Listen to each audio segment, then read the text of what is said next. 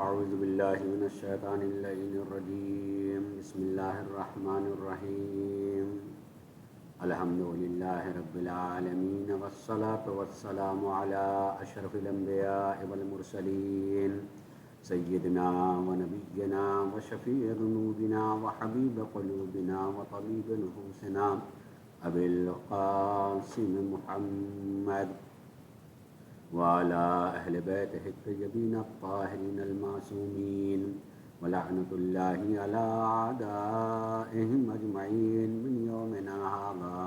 إلى يوم الدين. أما بعد، فقد قال الله سبحانه تبارك وتعالى في كتابه الكريم وهو أصدق القائلين وقوله الحق. بسم الله الرحمن الرحيم. قل إن كنتم تحبون الله فاتبعوني يحببكم الله ويغفر لكم ذنوبكم والله غفور رحیم. آج کے مناسبت کو سامنے رکھتے ہوئے کہ سرکار رسالت مآب حضرت محمد مصطفیٰ صلی اللہ علیہ وآلہ وسلم کی شہادت سے متعلق مجلس ہے، میں نے اس آیہ کریمہ کا انتخاب کیا ہے کچھ باتوں کو گوش گزار کرنے کے لیے. توجہ کیجیے گا، اللہ تبارک و تعالیٰ کا یہ فرمان اور اپنے حبیب ہمارے نبی کریم حضرت محمد مصطفیٰ صلی اللہ علیہ وآلہ وسلم کو مخاطب کر کے ان کی زبان سے یہ پیغام پہنچا رہا ہے اللہ تبارک و تعالیٰ کہ قل، اے میرے حبیب آپ فرما دیجیے، لوگوں سے کہہ دیجیے، ان کنتم تحبون اللہ، کہ اگر تم لوگوں کو دعوائے محبت الہی ہے، اللہ تبارک و تعالیٰ سے محبت کا دعویٰ ہے کہ ہم اللہ سے محبت کرتے ہیں، اللہ کی محبت ہمارے قلوب میں پائی جاتی ہے، فاتبعونی، تو یہ دعویٰ اسی وقت سچا مانا جائے گا جب تم میری اطاعت کرو گے، میری اتباع کرو گے، میری پیروی کرو گے. اور خالی اتنا ہی نہیں کہ تمہیں میری اتباع اور پیروی کرنی ہوگی دعوائے محبت الہی کو ثابت کرنے کے لیے، بلکہ اس کے علاوہ بھی اور انعام کا اعلان کیا ہے پروردگار عالم نے کہ میری طرف سے تمہیں سند ملے گی یحببکم اللہ، کہ اللہ بھی تم سے محبت کرنے لگے گا. اور دوسری جزا یہ بھی ملے گی کہ یغفر لکم ذنوبکم، تم سے جو گناہ خطائیں ہو چکی ہوں گی اللہ ان خطاؤں کو معاف بھی کر دے گا، اس کی مغفرت فرما دے گا. واللہ غفور الرحیم، اور اللہ تو بڑا بخشنے والا اور بڑا معاف کرنے والا ہے، رحم کرنے والا ہے. میں آج جو کہنا چاہتا ہوں وہ یہ کہ اللہ تبارک و تعالیٰ نے اپنی محبت کا معیار بیان کیا ہے کہ اگر کسی شخص کو بھی مجھ سے محبت کا دعویٰ ہے تو اس دعوے کی سچائی کا ایک معیار بیان کر دیا، اور وہ معیار ہے اس کے حبیب نبی کریم حضرت محمد مصطفیٰ صلی اللہ علیہ وآلہ وسلم سے کی اتباع کرنا، ان کے نقش قدم پر چلنا. جو کوئی بھی نبی کریم کے نقش قدم پر چل رہا ہوگا، سیرت رسالت مآب کو اپنائے گا، یہ علامت بن جائے گی کہ یہ ایسا کرنے والا شخص حب الہی میں سچا ہے، اس کے دل میں محبت الہی پائی جاتی ہے، اور جزا یہ ملے گی کہ اللہ بھی اس سے محبت کرنے لگے گا، اور اسی کے ساتھ ساتھ اللہ تبارک و تعالیٰ اس کے گناہوں کو معاف کر دے گا. وہ بڑا بخشنے والا، بڑا رحم کرنے والا ہے. سوچنے کی بات یہ ہے کہ اللہ نے یہ بات کہی کہ جس کسی کو بھی اللہ سے محبت کا دعویٰ ہے تو اسے میرے رسول کی اتباع، میرے رسول کے نقش قدم پر چلنا ہوگا. اللہ نے یہ نہیں کہا کہ جس کو مجھ سے محبت کا دعویٰ ہے اس کی محبت سچی اس وقت ہوگی جب وہ میرے حبیب سے بھی محبت کرنے لگے. میرے حبیب سے محبت کرے گا تو یہ علامت ہوگی کہ وہ مجھ سے بھی محبت کر رہا ہے۔ بلکہ اس دعوائے محبت کے لیے جو معیار بتایا وہ محبت نہیں بتایا ہے، عمل بتایا ہے، اور وہ عمل اتباع کرنا، پیروی کرنا، جیسا نبی کریم کر رہے ہیں، اس لیے کہ نبی کریم کے بارے میں قرآن نے پہلے ہی بیان کر دیا ہے کہ فقط کان لکم فی رسول اللہ اسوۃ حسنہ، بہترین نمونے عمل ہیں سرکار نبی کریم، سب کے لیے بہترین نمونے عمل ہے، یعنی ان کے عمل کے مطابق عمل کرنا، ان کے نقش قدم پر قدم رکھ کر کے چلنا، یہ بہترین نمونے عمل ہیں۔ اور ہمیں صرف ان کے محبت کا اعلان نہیں کرنا ہے، بلکہ ان کے نقش قدم پر قدم رکھ جما کر کے چلنا ہوگا، اور اگر ایسا ہوگا تو اللہ کی محبت بھی ثابت ہو جائے گی۔ سرکار پروردگار عالم، سرکار رب العزت کا یہ اعلان کہ معیار میری محبت کا میرے حبیب سے محبت نہیں بلکہ میرے حبیب کی پیروی کرنا ہے۔ اچھا، پیروی کرنے کے لیے اگر ہم دیکھیں تو اس کی تجزیہ یہ سامنے آئے گا کہ محبت کا تعلق دل سے ہے، اور وہ دکھائی دینے والی چیز نہیں ہے۔ انسان کے اندر یہ کمزوری پائی جاتی ہے کہ وہ بڑے سے بڑے اعزاز کو حاصل کرنا چاہتا ہے، اگر حاصل نہ ہو سکے تو اپنی طرف منسوب کرنا چاہتا ہے۔ اگر کوئی انسان جاہل بھی ہوتا ہے تو جہالت کو پسند نہیں کرتا ہے، کسی جاہل انسان کو بھی بالکل جاہل کہہ دیا جائے تو اسے اچھا نہیں لگتا ہے، اس لیے کہ علم ایک اعزاز ہے، ایک عزت ہے، شرف ہے، ایک سرٹیفکیٹ ہے۔ ہو سکتا ہے کہ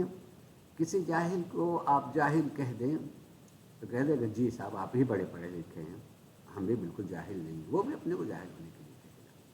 لیکن اگر کوئی شخص اپنی طرف کسی علمی سرٹیفکیٹ کی نسبت دے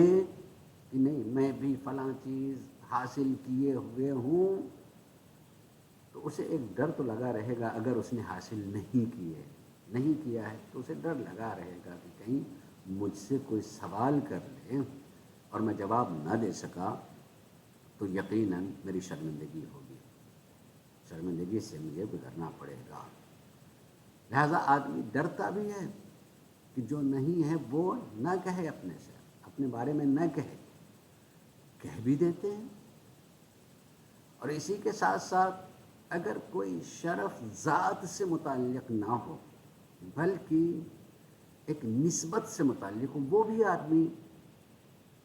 شرف حاصل کرنے کے لیے، عزت حاصل کرنے کے لیے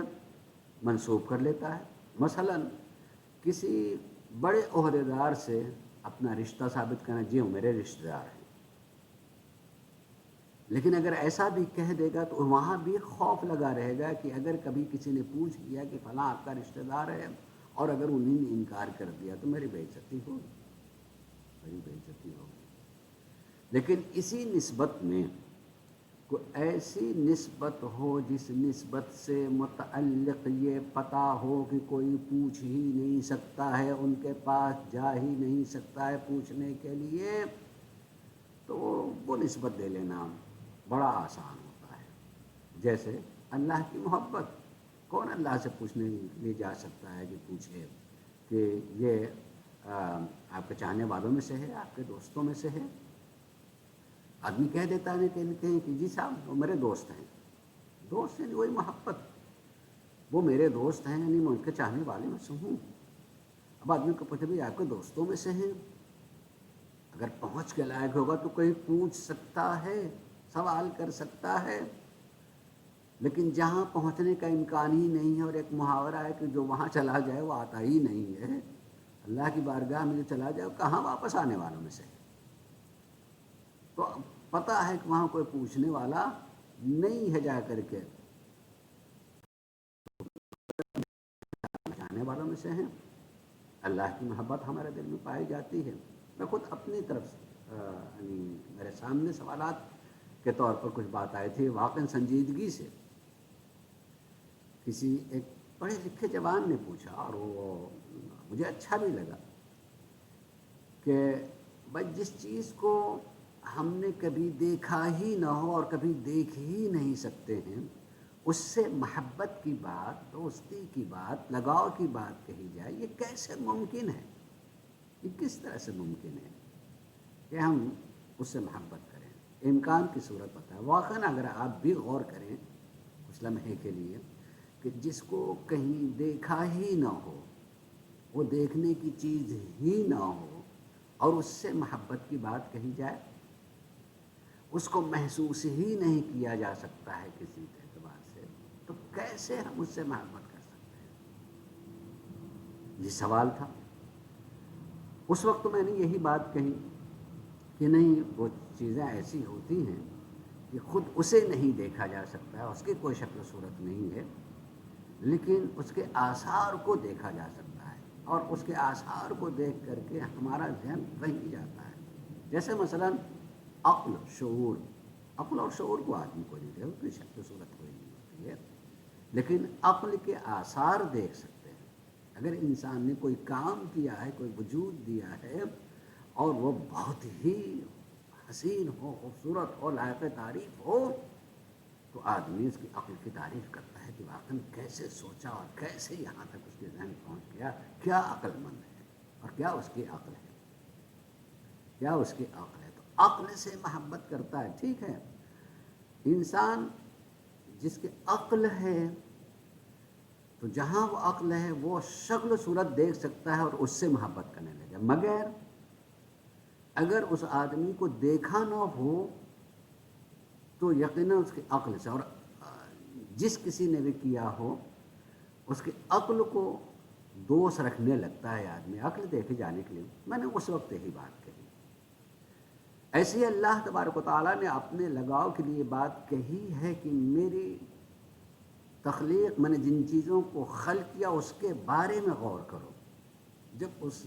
کے بارے میں غور کرو گے، فکر کرو گے، اور حیران ہونے لگے تمہاری عقل اور شعور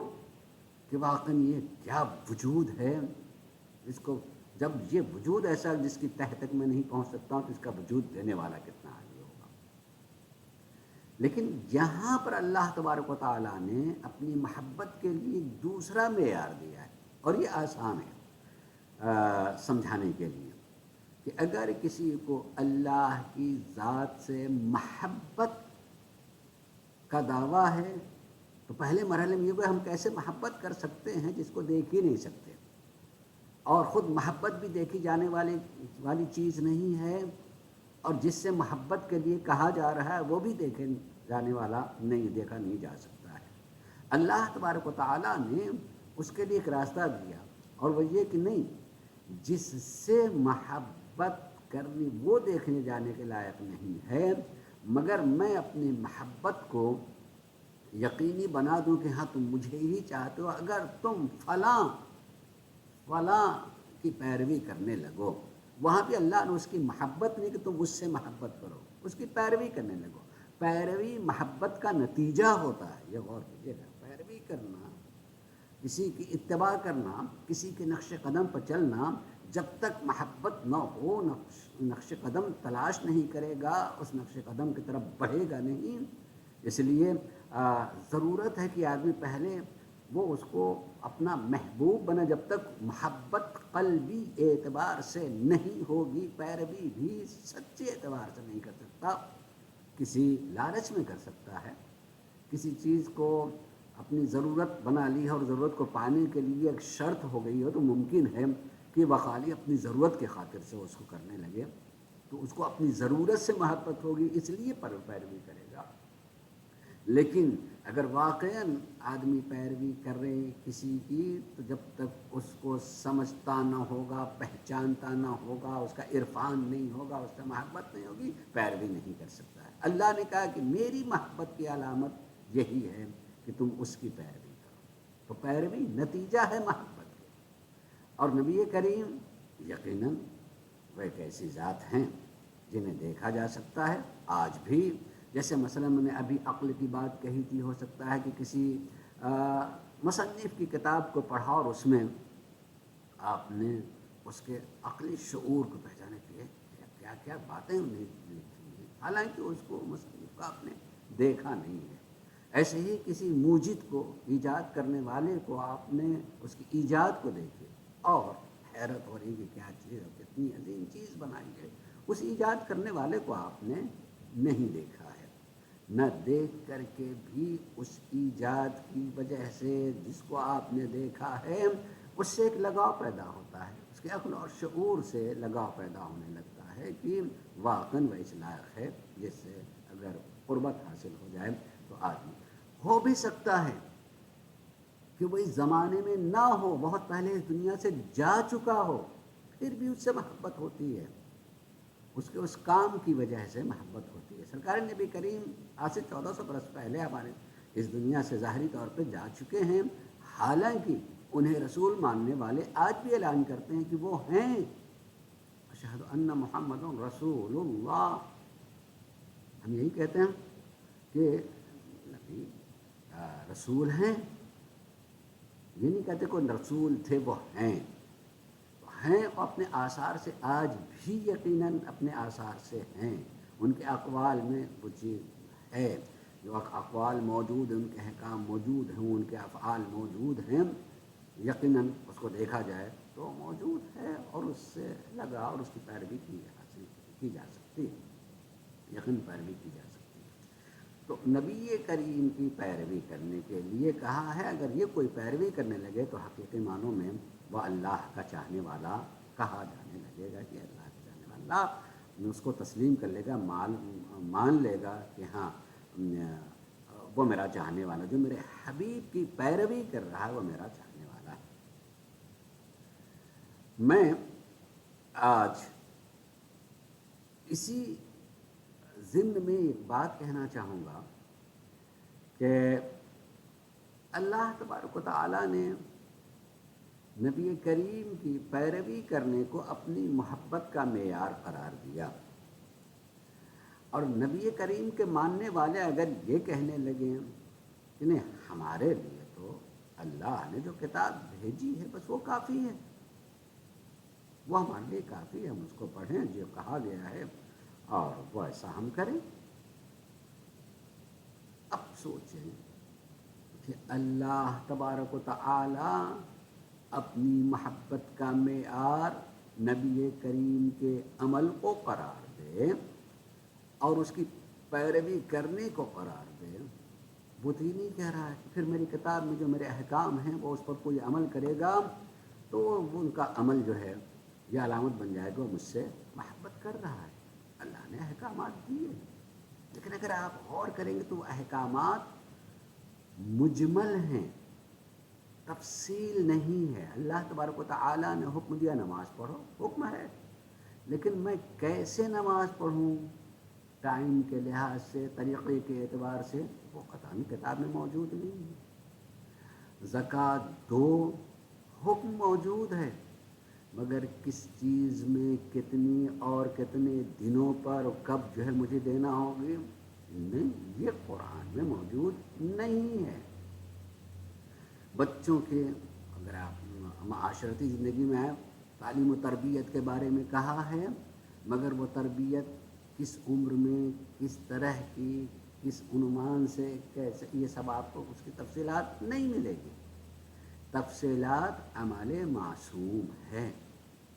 یعنی نبی کریم جن کے ذریعے سے قرآن ہمارے درمیان میں آیا ہے، اس کے عملی تفسیر خود نبی کریم کا عمل ہوگا، لہذا اس کی اتباع کرنا اللہ تبارک و تعالیٰ کی محبت ہے۔ سیزن میں ایک ذرا سا تھوڑی سی علمی ایک چیز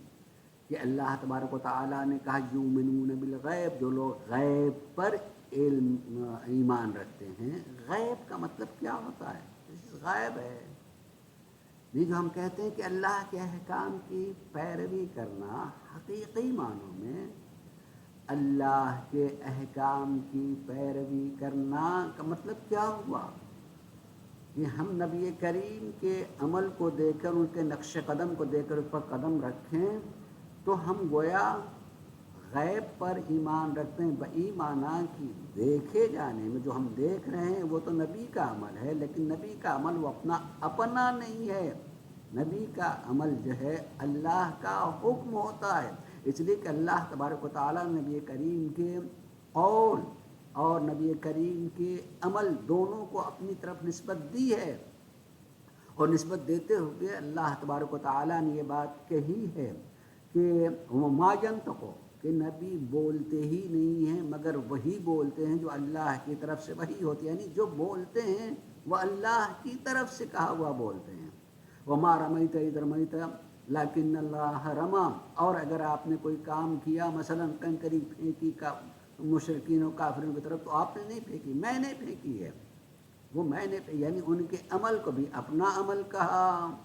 ان کے قول کو بھی اپنا قول کہا۔ تو یؤمنون بالغیب کا مطلب یہ تھا کہ ہم ظاہر میں تو دیکھ رہے ہوتے ہیں کہ یہ قول نبی کا ہے، دیکھ رہے ہوتے ہیں کہ یہ عمل نبی کریم کا ہے، مگر حقیقی معنوں میں یہ قول بھی اللہ کا ہے اور یہ حکم بھی اللہ تبارک و تعالیٰ کا ہے۔ یؤمنون بالغیب کا مطلب یہی ہے کہ ہم اللہ کے حکم پر عمل کر رہے ہیں، لیکن وہ پیچھے ہے، دکھائی نہیں دے رہا ہے، جو دکھائی دے رہا ہے وہ عمل سرکار نبی کریم حضرت محمد مصطفیٰ صلی اللہ علیہ وسلم کا۔ اس رشتے سے آپ کو سمجھ میں آئے گا کہ اللہ نے کہا کہ جو ان کی پیروی کرے گا وہ حقیقی معنوں میں میرا چاہنے والا ہوگا۔ یؤمنون بالغیب کے معنی میں آ جائے گا اس طریقے سے۔ لہٰذا ہم جو نبی کریم کے ماننے والوں میں سے، ہم اپنے کو ان کے امتی کہتے ہیں، ہم ان کے امتی ہیں، اور ان کے امتی ہونے کے ساتھ ساتھ ہمارا دعویٰ ہے کہ ہم اللہ کے ماننے والوں میں سے ہیں، اللہ کی محبت ہمارے دل میں پائی جاتی ہے۔ اس کا معیار کیا ہے؟ نبی کریم کے عمل کو، نبی کریم کے عمل کی پیروی کرنا، اطاعت کرنا۔ ایک بڑے عالم دین نے ایک اچھی بات لفظوں کی تشریح کے سلسلے میں کہی ہے، اس کی وضاحت کرتے ہوئے کہوں میں کہ قرآن کریم میں اللہ تبارک و تعالیٰ نے اردو کے اعتبار سے جو ہم پیروی بولتے ہیں اس کے لیے دو لفظیں استعمال کی ہیں، اطاعت اور اتباع۔ اطاعت اور اتباع ہم اردو میں دونوں کا ایک ہی معنی لیتے ہیں کہ پیروی کرو، فلاں کے مطیع بن جاؤ، ان کی پیروی کرو، فلاں کا اتباع کرو یا جو ان کی پیروی کرو۔ لیکن عربی میں جو دونوں کے الگ الفاظ استعمال کیے گئے ہیں، یہ دونوں پیروی بھی الگ ہے پیروی، مگر دونوں پیروی الگ ہے۔ اللہ تبارک و تعالیٰ نے اپنے لیے جو کہا ہے وہ لفظ اطاعت استعمال کیا کہ اطیعوا اللہ، اللہ کی اطاعت کرو، اور پورے قرآن میں کہیں یہ نہیں کہا ہے واتبعوا اللہ، اور اللہ کی اتباع کرو۔ ان دونوں لفظوں کے استعمال میں کہیں اتباع کے لیے اپنی طرف نسبت نہیں دی ہے۔ اس معنی کو سمجھنا چاہیے کہ اطاعت قول میں ہوتی ہے، فلاں کی اطاعت کرو، جو کہیں وہ مانو، ویسے ہی عمل کرو۔ اطاعت قول میں ہوتی ہے، جو فرمان ہوا ہے کام ہو وہ اطاعت کے لیے ہوتا ہے۔ اس لیے اللہ تبارک و تعالیٰ نے قرآن میں جہاں جہاں بھی اپنی اطاعت کی بات کہی ہے، وہاں وہاں فوراً رسول کی اطاعت کی بات کہی ہے، اس لیے کہ اللہ کا قول ہمارے کان میں آ ہی نہیں سکتا ہے، اللہ کا قول نبی کے ذریعے ہی سے ہم تک پہنچے گا۔ اور قرآن کو بھی ہم اللہ کا قول اسی لیے مانتے ہیں کہ نبی نے کہا ہے کہ اللہ کی طرف سے مجھ پر وحی ہوئی ہے، خود اللہ نے ہم سے نہیں کہا۔ نبی کو ہم سچا مانتے ہیں، اللہ کی طرف سے مانتے ہیں، جب ہمارے لیے ثابت ہو گیا تو نبی جو کچھ کہہ رہے ہیں وہ سچ ہے، حقیقت ہے۔ قرآن کریم اللہ کے کلام اس لیے ہے کہ نبی کریم نے یقین دلایا ہے، اور ہم نبی کریم کو صادق اور امین مانتے ہیں، اس لیے یقیناً وہ اللہ کا کلام ہے۔ تو اطاعت قول میں ہوتی ہے اور اتباع عمل میں ہوتی ہے۔ پیروی دونوں ہے، کوئی کام کرے، جیسا کام کرے ویسے ہی کام کیا جائے، چاہے اس معیار کا نہ ہو، جس طریقے سے وہ نماز پڑھ رہے ہیں، جس طریقے سے وہ قیام کیا ہے، رکوع کیا ہے، سجدے میں جا رہے ہیں، ویسے ہی ہم بھی کریں، تو یہ اتباع کرنا ہو، ان کے عمل کی اتباع کی جائے۔ جہاں بھی قرآن کریم میں اللہ تبارک و تعالیٰ نے اتباع کی بات کہی ہے، وہ اپنی ذات کی طرف منسوب نہیں کیا ہے، اتباع انسان سے متعلق ہے۔ اور یہاں سرکار نبی کریم حضرت محمد مصطفیٰ صلی اللہ علیہ وآلہ وسلم کی اتباع، اور سرکار نبی کریم نے بھی اپنی اتباع کے بارے میں وضاحت سی باتیں کہی ہیں کہ مثلا جس نے میری بیٹی فاطمہ کو غضبناک کیا، اس نے گویا مجھے غضبناک کیا، اور جس نے ان کو راضی کیا، گویا اس نے مجھے راضی کیا۔ ایسے ہی اپنے وجود کے تسلسل کو امام حسین سے متعلق خصوصیت سے کہا کہ میں ان سے ہوں، وہ مجھ سے ہیں اور میں ان سے ہوں۔ علی کے بارے میں یہ بات کہی کہ میرا جز ہیں، یعنی اپنے وجود کی وسعت کو بیان کیا ہے کہ اگر براہ راست میرا عمل نہ دکھائی دے رہا ہو، تو جو میرے اہل بیت ہیں ان کا عمل میرا ہی عمل ہے، لہذا جو ان کی اتباع کرے گا، ان کی پیروی کرے گا، ان کے نقش قدم پر چلے گا، وہ حقیقی معنوں میں میرے نقش قدم پر چل رہا ہے، میرے نقش قدم پر چل رہا ہے۔ اور کوئی زمانہ ایسا نہیں ہو سکتا جس زمانے میں نبی کریم کا جانشین موجود نہ ہو، کہ ہمارے زمانے میں موجود ہے، سامنے نہیں ہے۔ یقیناً یہ ایک الگ گفتگو ہے، بحث ہے کہ جب سامنے نہیں تو کیسے اتباع کی جائے گی۔ وہ جب موقع آئے گا تو اس پر کہا جائے گا، ویسے تو نبی کریم بھی نہیں مگر ہمیں اتباع کرنا، وہ عملی شکل میں جو کتابوں میں ان کا عمل باقی ہے، جسے سیرت کہا جاتا ہے، اسی سیرت کے مطابق عمل کرنا، سیرت چلنے کا ڈھنگ، چلنے کا طریقہ، یعنی جس طریقے سے اسے بجا لائے ہیں ویسے ہی بجا لانا عمل کو۔ البتہ ہو سکتا ہے کہ ہمارا بجا لانا اس معیار کا نہ ہو، لیکن یقیناً ایک بچے کو آپ قلم دیں لکھنے کے لیے، جیسا آپ نے لکھا قطعاً ویسا نہیں لکھے گا، لیکن لکھ رہا ہے،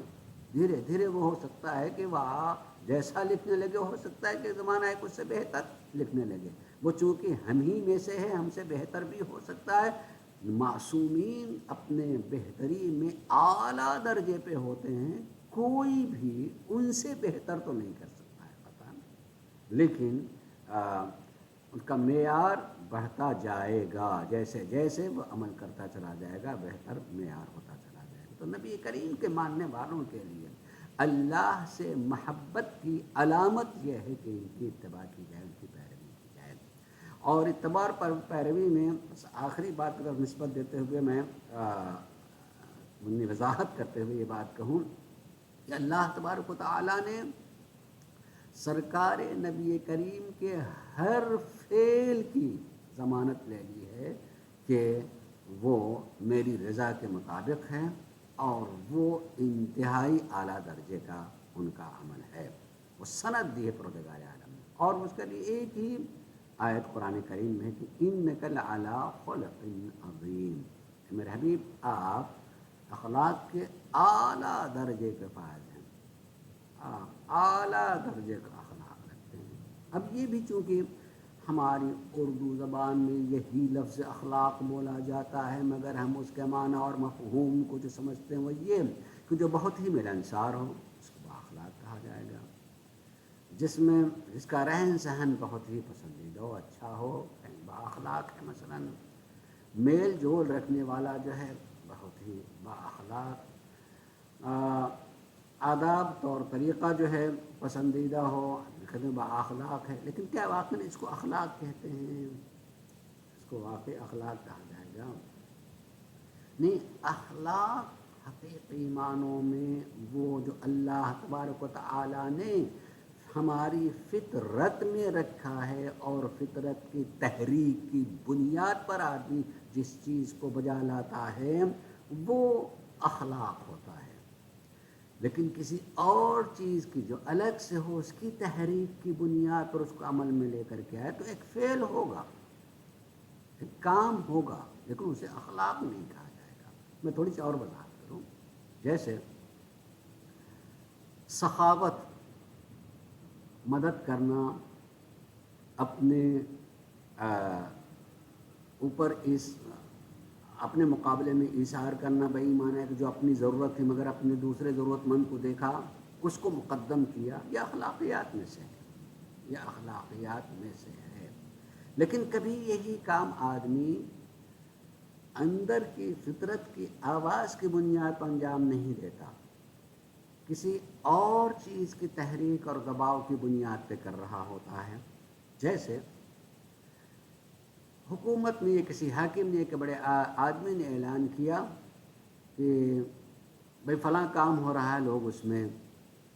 مدد کریں اور اس میں خرچ کریں۔ چونکہ وہ بڑا آدمی، اس نے اعلان کیا ہے تو میں جا رہا ہوں، اس لیے کہ میں جا کر کے جو مدد کروں گا تو میرا نام ان کے یہاں سر فہرست ہوگا، میں زیادہ دوں گا تو اور زیادہ سر فہرست ہوگا، اخباروں میں آئے گا تصویر کے ساتھ میں فلاں نے کچھ کیا۔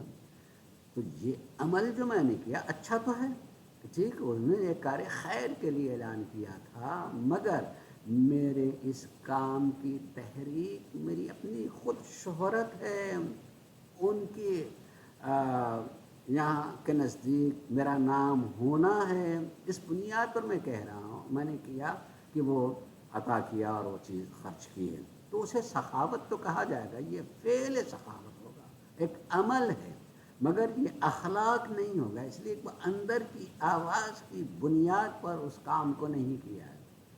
یہی شخص رات کی تنہائی میں کسی غریب کے لیے ایک مرتبہ اس کا دل پھوڑنے لگے اور اندر سے آواز دے کہ میرا پیٹ بھرا اور یہ بھوکا رہ جائے، اچھا نہیں لگتا ہے، میرے معبود کے پسند نہیں ہے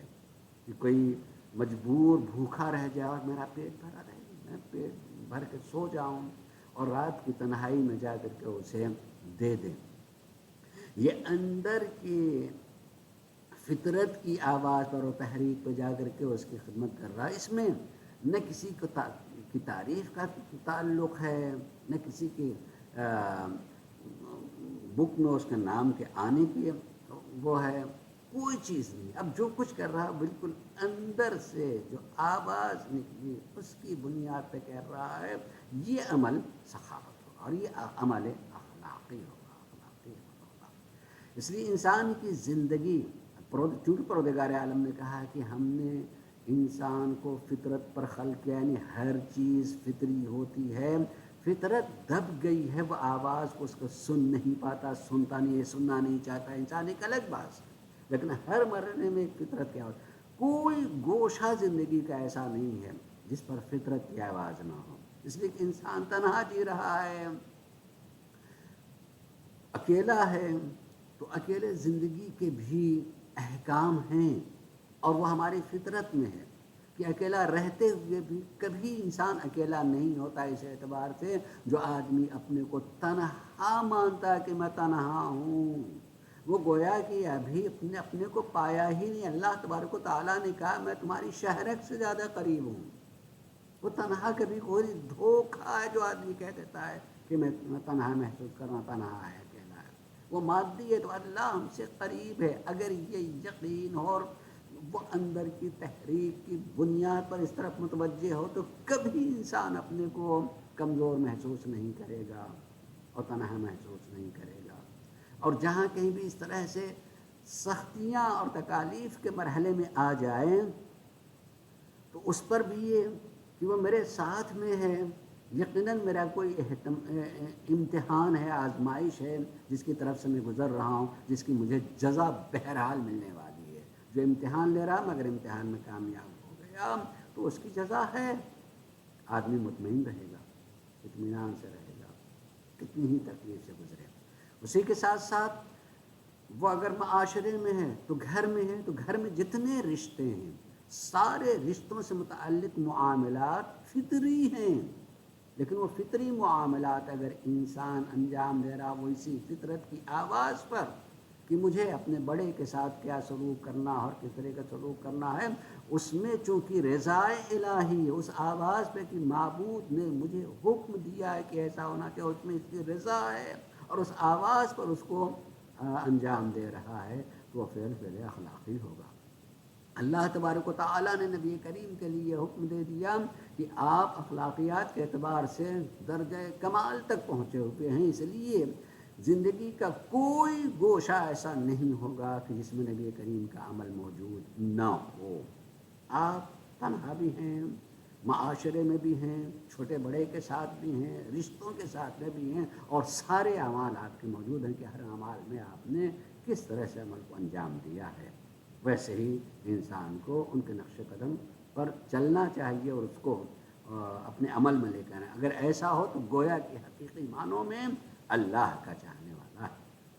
اللہ کہتا ہے کہ اگر تم کو مجھ سے محبت کا دعویٰ ہے تو یہ اسی وقت مانا جائے گا، اور میری محبت کا سرٹیفکیٹ اور میری محبت کی مہر اسی وقت لگے گی جب تم میرے حبیب کے مطابق عمل کرنا شروع کر دو گے، عمل کرو گے۔ اس لیے ہم اگر نبی کریم کے ماننے والوں میں سے ہیں تو اپنی زندگی کو کبھی کبھی دیکھنا چاہیے، مطالعہ کرنا چاہیے، میرے اعمال کتنی میری مرضی کے مطابق ہوتے ہیں،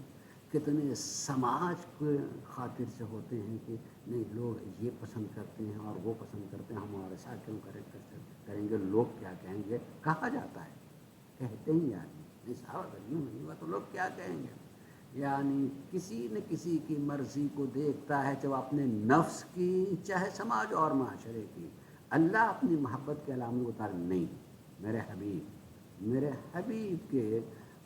سیرت کے مطابق کام ہوتا رہے تو وہ مجھ سے محبت کی علامت ہے۔ اور یقین جانیے کہ کوئی ایسا کام ہے ہی نہیں جو نبی کریم کی زندگی میں نہ ہو اور اس سلسلے میں کوئی سیرت موجود نہ ہو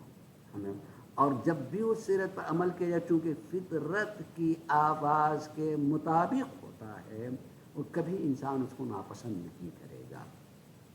اگر ناپسند کرنے کا اظہار بھی کرتا ہے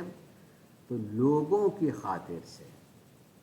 کہ اکثر ہو سکتا ہے کہ بھئی وہ لوگ ایسا نہیں ہونا چاہیے، وہ فلاں طریقے سے ہونا چاہیے تھا، چند دعوت فکر دی جائے، غور کرنے لگے تو وہ بہرحال اس کی تعریف کرے گا کہ ہاں یہ ہونا چاہیے، انسانی عمل ہے۔ سرکار نبی کریم ایک زندگی اور مختصر سی زندگی، جس کو ہم آج کے اعتبار سے بھی دیکھا جائے تو واقعی 60 سال 62 سال کی زندگی کوئی زندگی نہیں ہوتی ہے، اور اس زندگی میں آپ نے جو تبلیغی زندگی گزاری ہے وہ 23 سال میں جو آپ نے کردار پیش کیا ہے تبلیغی، ویسے تو آپ کی پوری زندگی جب سے آپ ہیں تب سے پوری زندگی ہر عمل آپ کا تبلیغی تھا، اس لیے کہ 40 سال کی عمر میں جب آپ نے اپنے کو رسول کہلوایا ہے کہ میں اللہ کی طرف سے رسول ہوں، مجھ کو اللہ نے رسول بنایا ہے، پہچنوایا اپنے کو، پہچنوانے کی صحیح اور کوشش کی ہے، اس سے پہلے بھی آپ کا کردار اتنا عظیم تھا کہ لوگ صادق و امین کے نام سے جاننے لگے، یہ سچے امین ہیں۔ ان کا عمل ہی کہ اور لوگ زندگی نہیں گزار رہے تھے، لیکن کسی کو اس عنوان سے پہچانا گیا کہ سرکار نبی کریم کہ صادق ہیں اور امین ہیں۔ اس صادق اور امین کی زندگی جب اختتام کو، آخری مرحلے کو پہنچتی ہے، ان کی یاد میں ہم آئے ہیں، بیٹھے ہیں، آخری زندگی میں بھی اگر نہج البلاغہ میں پڑھیں، نہج البلاغہ میں سرکار مولا کائنات حضرت علی بن ابی طالب علیہ السلام فرماتے ہیں کہ آخری لمحات سرکار نبی کریم کی میری گود میں تھے، اور اس کا نقشہ بھی بتایا ہے، اس کو اس طریقے سے کیا کہ جب نبی کریم کے آخری لمحات تھے تو اللہ کے رسول کا سر میرے سینے سے لگا ہوا تھا، ظاہر جب میرے سینے، الفاظ تو میرے سینے پہ تھا، سینے پہ ہونے کا مطلب کیا، خود سرکار مولا کائنات لیٹے ہوئے تھے اور ان کے سینے پر سرکار نبی کریم کا سر تھا. ایک یہ صورت بھی ہو سکتی ہے جو امکانی کم ہے. دوسری صورت ہے کہ نہیں، بیٹھے ہوئے ہیں اور نبی کریم کا سر اپنی گود میں لے کر کے سینے سے لگائے ہوئے ہیں، کہ جو آخری لمحات کے حالات ہوتے ہیں. سرکار مولا کائنات اس کی تفصیل یہ کریں کہ میرے سینے سے نبی کریم میرے ہاتھ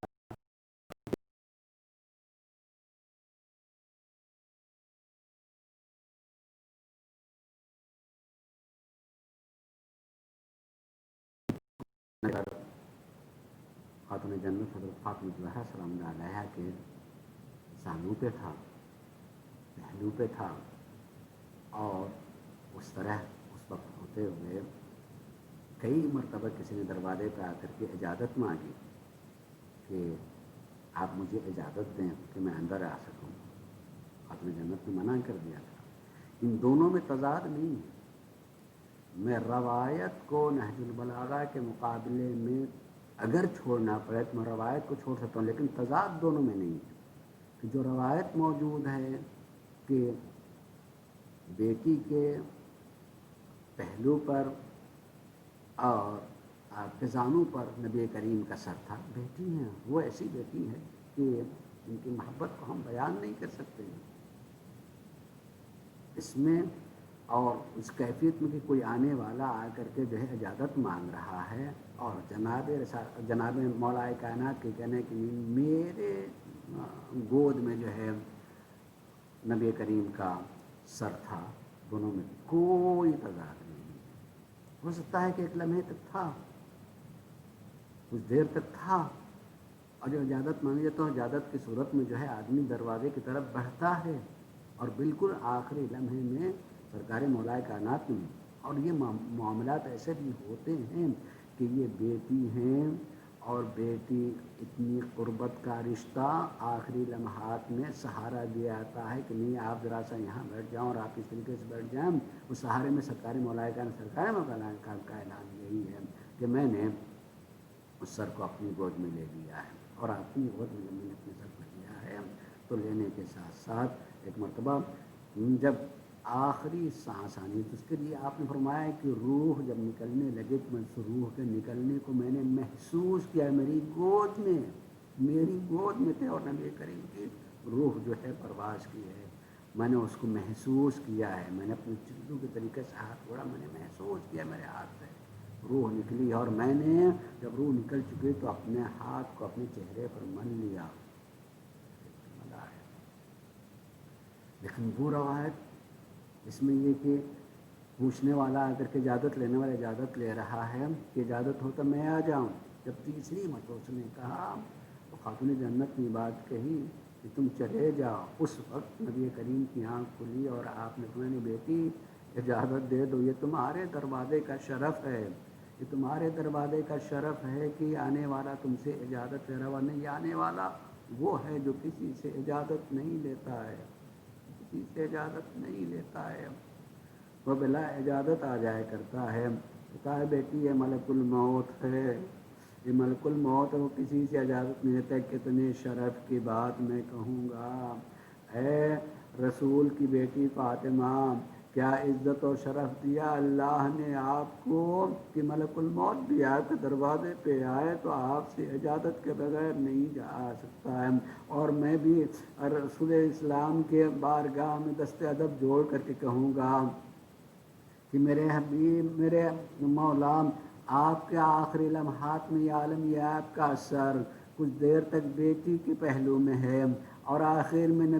مولا کائنات کے ہاتھوں میں آپ کا سر اور آپ کی روح پرواز کر رہی ہے. مگر آپ کا حسین میدان کربلا میں جب اس دنیا سے جانے والا ہے، کہاں ظالم سینے پہ سوار ہے. شاید یہی وجہ تھی کہ اس لمحے جو ہے خواب کے عالم میں ام سلمہ موجود تھیں اور جناب رسالت میں آپ آئے ہیں اور کہا ام سلمہ تم سو رہی ہو اور میرا بیٹا میدان کربلا میں شہید کر دیا گیا۔ اب اٹھ کر کے ام سلمہ یہی کہتی ہیں کہ میں نے دیکھا تھا رسالت مآب کو کہ بال الجھے ہوئے ہیں، خاک پڑی ہوئی ہے، آنکھوں میں آنسو ہیں۔ ارے وہ مظلوم ہے جس مظلوم کے لیے ساری کائنات روئی ہے، اور شہادت کے بعد جہاں کہیں سے بھی کوئی پتھر بھی اٹھایا جاتا تھا اس میں آنسو، اس میں جو خون کے قطرے پائے جاتے تھے۔ زمین روئی، آسمان رویا، اور قیامت تک کے لیے اس حسین کا ماتم کیا جا رہا ہے۔ اللہ رحمۃ اللہ علیہ قوم الظالمین سیعلم الذین ظلموا